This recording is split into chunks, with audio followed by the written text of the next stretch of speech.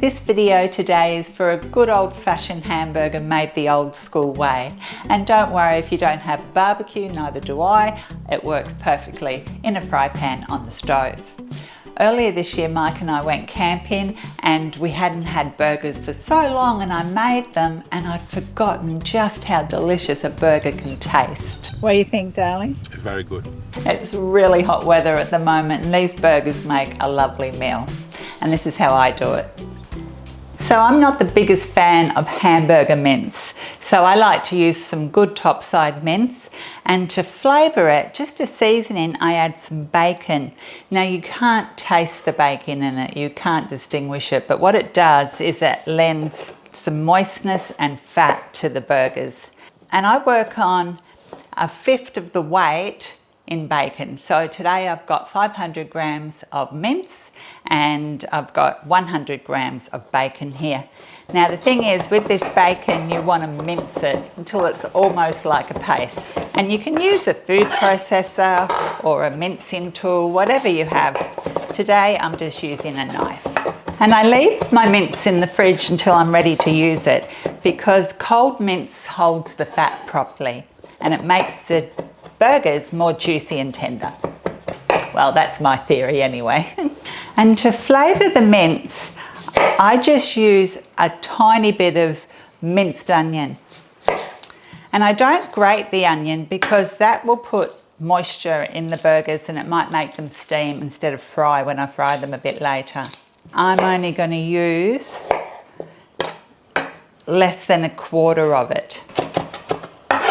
And now I'll just combine them both together and give them a final chop. And that's pretty fine. That'll do. So I have 500 grams of good quality beef mince that I get from the butcher. And to that I add 1 egg yolk. Now if you can't eat eggs or you don't like them like my mum, just substitute for a tablespoon of cream or even milk. Just a 1/2 teaspoon of salt because the bacon is quite salty. Either some black pepper or just this tiniest pinch of cayenne pepper. Then the bacon and onion that I've minced up, and try not to over mix it all. Combine these ingredients, working it as least as possible. And this is an old butcher's trick. The last thing I add is 1 tablespoon of iced water, and let the meat just absorb that, and that helps make it juicier. Depending on the size of the buns you're using, depends on how big you actually form the patties. And these are just some ordinary white hamburger buns, and these are some brioche buns which are quite small, and these two are gluten-free. With the brioche buns, I think you could get at least 10 of these little patties for that size. And for this size, probably about 5. So I'm working on 5 today. And what I like to do is just get it out and form them into thin patties, bigger than the burger bun, because they'll shrink, and they always do. And if you do them on a bench, like I am,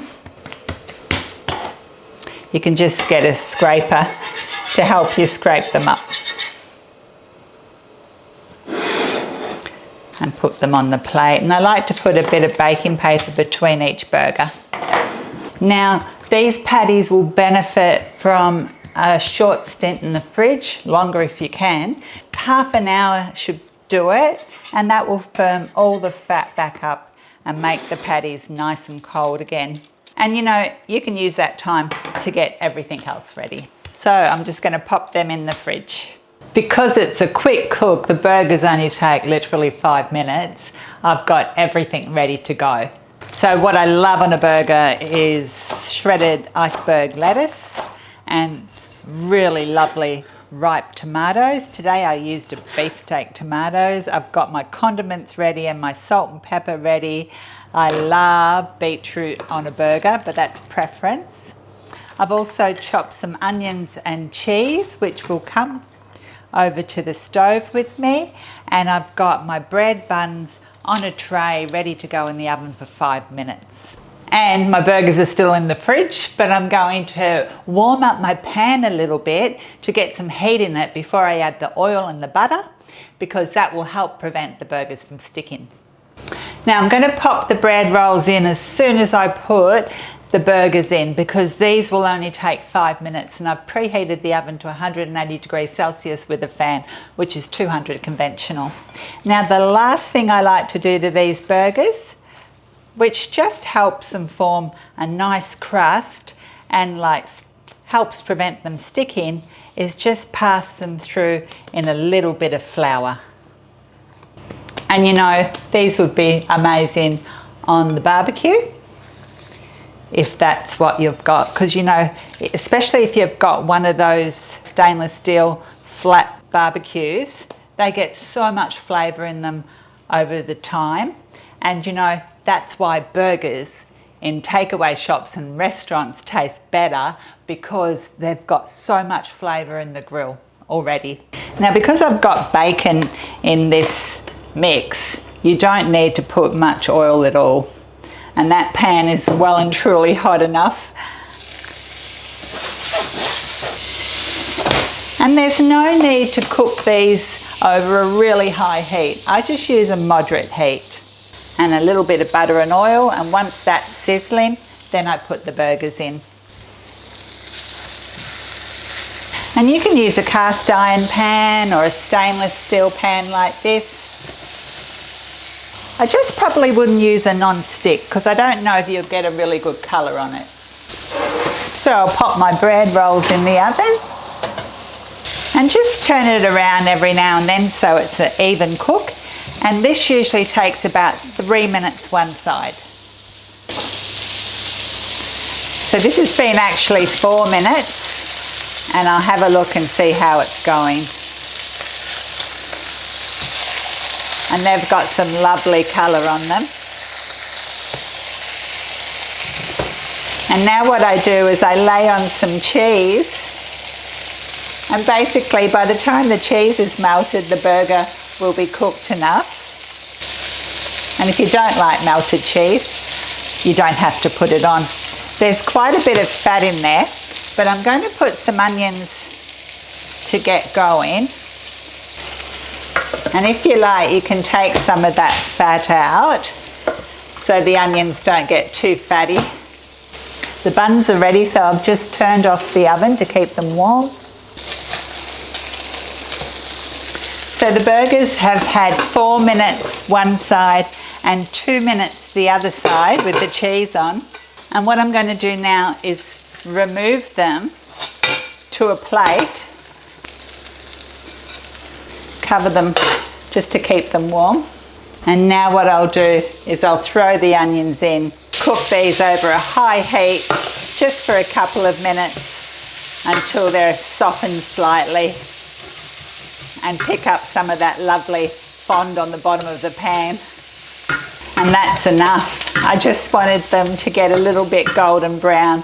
They've still got a little bit of a crunch, but I'm going to leave them in the pan while I get everything else. Onions smell so good. I often get asked, what am I cooking? It smells delicious, and a lot of the time it's just onions. Let's build a burger, the fun part. You can put tomato sauce, barbecue sauce, your favourite condiment, but I'm telling you what, this is our favourite condiment. True story, I worked at a big tourist attraction. I was running the kitchen there, and I put a burger on the menu. I put tomato relish on one side of the burger and mayonnaise on the other side of the burger, and people loved this burger so much that they actually gave it the name of the tourist attraction. It's that good. Next, some onion, a burger with melted cheese. And this is another thing. When you put tomato on your burger, always season it. Some beetroot and a good bit of lettuce. And I prefer the lettuce on the top, because if you put it down the bottom, it's warm. And there you go. Pretty yum. And that's for me. Thank you so much for watching. I hope you enjoy it if you make it. You know, you can use patties from the butcher. You don't have to make them yourself, but I think homemade patties are more economical and you know exactly what goes in there. Hopefully I'll see you again soon. Oh, yum.